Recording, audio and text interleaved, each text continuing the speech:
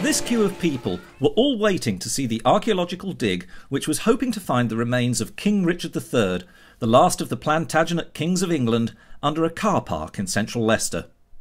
On the day, over 1,500 people turned up, and when we eventually got in to see what was happening, experts from the University of Leicester explained how the dig had been planned, what they hoped to find, and what had actually happened. It was impressive that they had identified the church where Richard might have been buried, but we would have been even more impressed if they had mentioned finding a skeleton that was almost certainly that of Richard, which they had. By the time you watch this video, DNA evidence may or may not have confirmed this. However, that's not what this video is about. The reason for making this video is to highlight all the other Richard-related sites in the city, whether these be plaques, statues, or places where Richard passed through. Following these takes the visitor on a pleasant circular walk through what is left of medieval Leicester. So, let's start on High Cross Street, which you can find on the west side of the High Cross shopping centre. High Cross Street was the main street in Leicester for many centuries, although if you walk up it now, you'll find the north side has been cut in two by the inner ring road. However, it's the entrance to the car park for the Travelodge and the casino that we're interested in, because this is the site of Blue Boar Lane and the Blue Boar Inn, and it's here that Richard set up his bed for a night's sleep before the Battle of Bosworth. A century or so later, the landlady of the inn was murdered for her gold and silver coins which, it is rumoured, were found hidden in Richard's bed. Whether it's true or not, she was certainly murdered, and it is a good story. The Richard III pub gives a hint of this local connection, but I couldn't see anything else that marks the spot. High Cross Street is also home to an Elizabethan grammar school, the remains of one of the city's jails, and the site of an old market cross, which is marked by an X in the road. In fact, this is almost at the heart of Roman and medieval Leicester. Our next stop is the Bow Bridge over the River Soar. As you come out of High Cross Street, turn right onto St Nicholas Circle and head straight ahead towards the river. No one's really sure, but this may be the route that Richard took out of Leicester.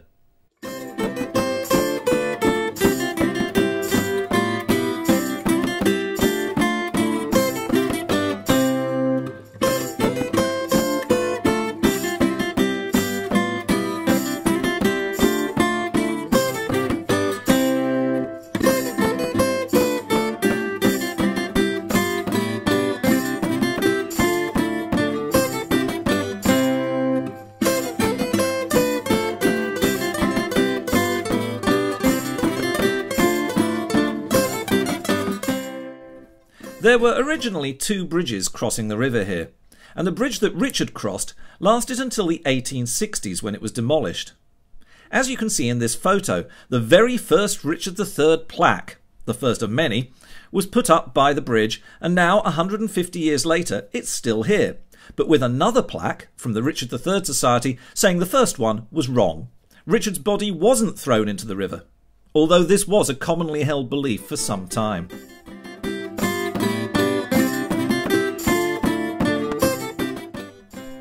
On the bridge itself there are more plaques.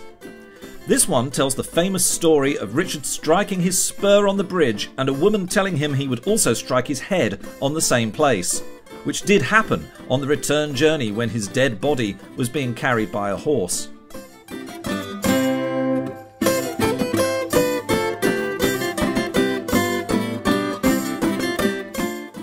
The bridge also has Richard's emblem of the white boar. When you're finished at the river, retrace your steps and cross the road by the canal. Don't forget to have a look at the marvellous terracotta mermaids.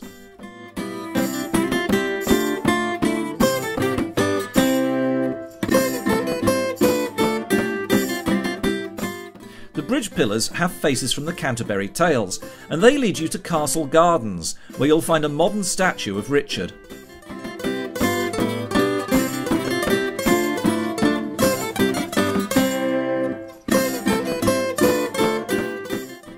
It's a crown in his hand, although I think it looks a bit like a tambourine.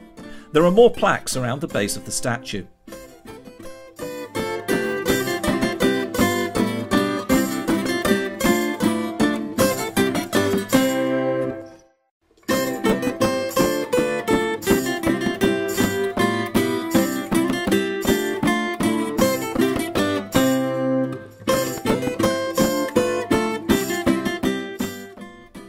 Move into Castle Gardens, but bear to the left and exit by this shelter.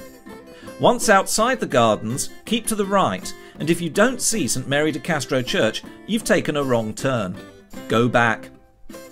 Richard would have recognised the church, but not the next plaque, which records the occasion when Leicester played host to 2 kings in 2 days. First Richard III, and then the victorious Henry Tudor.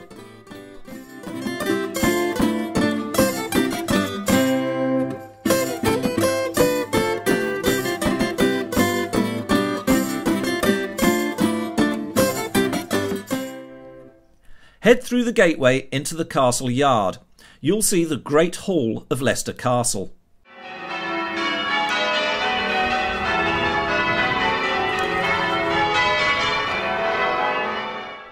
This was converted to a county court in the 19th century and was still a court up until the 1990s.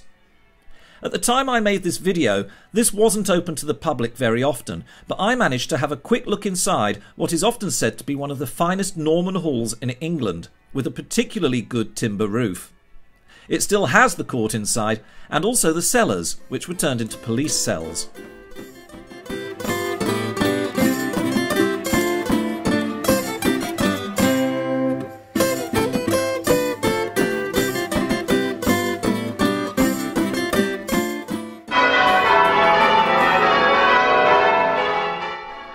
Carry on through the castle yard. Have a look at the plaques about John Wesley, who preached here, and the history of the castle and the castle yard area.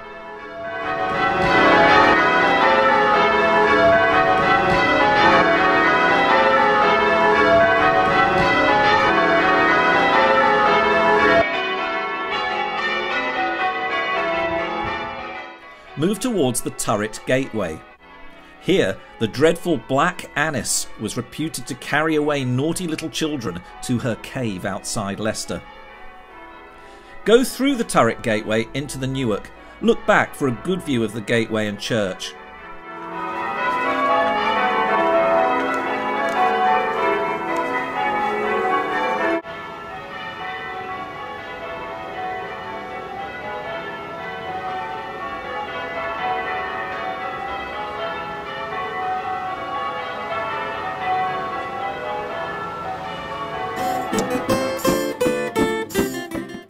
In the Newark, you'll find more plaques to read and the modern buildings of De Montfort University.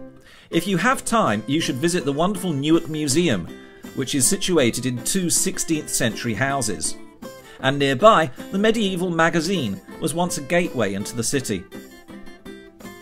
Walk to the left of the magazine gateway to cross the road and head back towards the cathedral.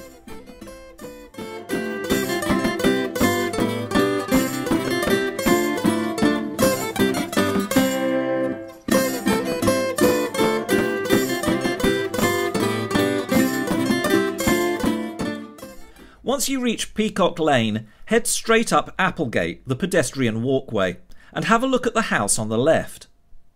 Although the Georgian front is nice, it's what's round the back that is interesting. It's another medieval building, Wigston's house. Again, this isn't open to the public too often, but it's worth a look round if you can. Because of where it's situated, it's quite possible that its owners could have looked out of their windows and seen both Richard and Henry leave and enter the city.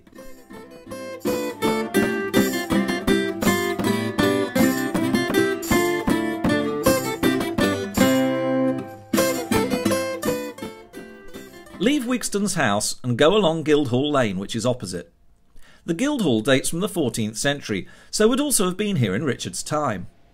It started as a Guildhall, it became the Town Hall, and it was also a police station, and it houses a library. It also hosts concerts, weddings and other events.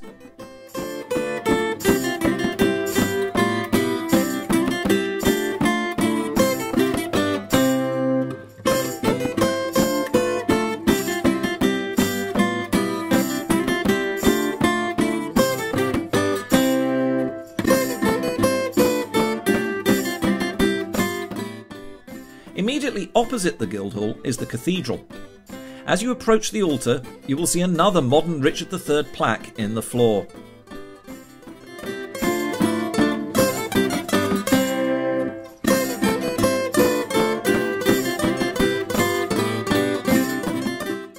Leaving the cathedral, you can move on to Peacock Lane and head towards the site of the archaeological dig and the long queues we saw at the start of this video.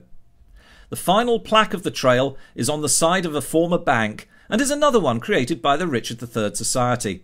This makes a very good guess at where the king's body was buried. Over the years, Leicester has marked its connections with Richard III via the plaques and the statues that we've seen, but it hasn't always been obvious where the sites of these commemorations are. With the discovery of Richard's bones, this may change, but in the meantime, I hope this video will serve as a quick guide to what is where in Richard III's Leicester.